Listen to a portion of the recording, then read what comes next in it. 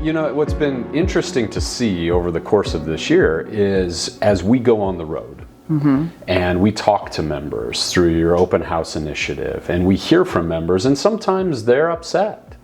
Sometimes they are critical. And what I have appreciated is that in those moments, you've displayed a high level of emotional intelligence in that your first reaction was to better understand where they're coming from or what they're saying. You empathized with them in that moment, and then you were able to respond after you read the room. Yeah. Right? After you read the people in the room and the room itself. And you've done that multiple times, and I think it's shown well for yourself and for Idaho Realtors. And it's been a great example to others, including myself, of what emotional intelligence looks like when it's most needed and necessary. Yeah, and I those appreciate conflicts, you know, in those, not necessarily even conflicts, but in those tense moments, Yeah. right? Where we have to remind ourselves that that's a characteristic or a skill that with time and practice we can improve, and eventually through application we get better. I think that's important for people to understand. I mean, I joke about the ginger snap, but I was actually very proud of the ginger snap, you know, back in the day. I mean, I was witty with my comebacks, and they were not, sometimes they would cut like a knife, Yeah. you know, and, but that didn't really help, or the other person wasn't left feeling probably good about how that went. And so over time, I've worked on that, and I've worked on breathing and how to respond, and work on asking better questions to understand their point of view and realize it's not about me, right? Yeah, that asking questions and actively listening is a critical component of emotional intelligence. Yeah. Without that, I don't think you can truly be in the moment and having those conversations with either your client or the people across the table from you.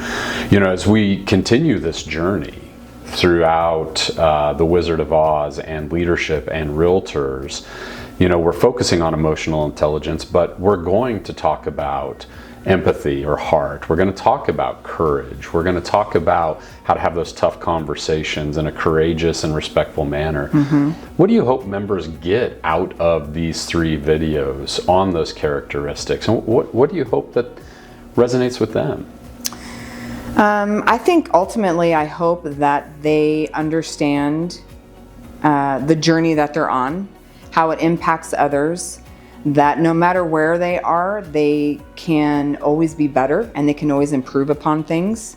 And that when we work together, we can really accomplish so much more than doing things one-on-one. And the only way we can really work together effectively is to be able to have conversations and be able to bring different points of view and be able to actually articulate what it is that we're feeling or thinking, and then be open to the idea that your idea may not be the only one that is the right one. Yeah. So whether you're a new agent or the most seasoned broker in Idaho, do you think there's value for them in embracing the idea of emotional intelligence for their business? Oh, 100%. Yeah, and why? 100%. I mean, our clients ultimately receive the best service when we are demonstrating emotional intelligence.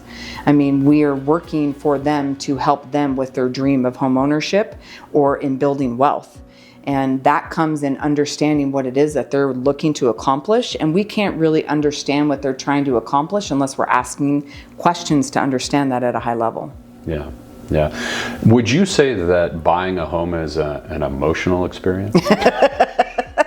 A little bit. And so, you know, not as a realtor, not as an agent, but having purchased a home, I remember how tense some of those times were and some of those conversations. And it seems to me that emotional intelligence is something that costs you nothing, but can be a huge reward in the course of serving that person who's really trying to navigate probably the largest financial transaction of their life. Absolutely. And because it's emotional, when we are emotional, we don't always think clearly. And it's like we forget all logic to some degree. And so I think that's why it's even more important to be the advocate for your client, but you can be the best advocate for your client or the members in general when you are displaying and learning more about emotional intelligence. Yeah.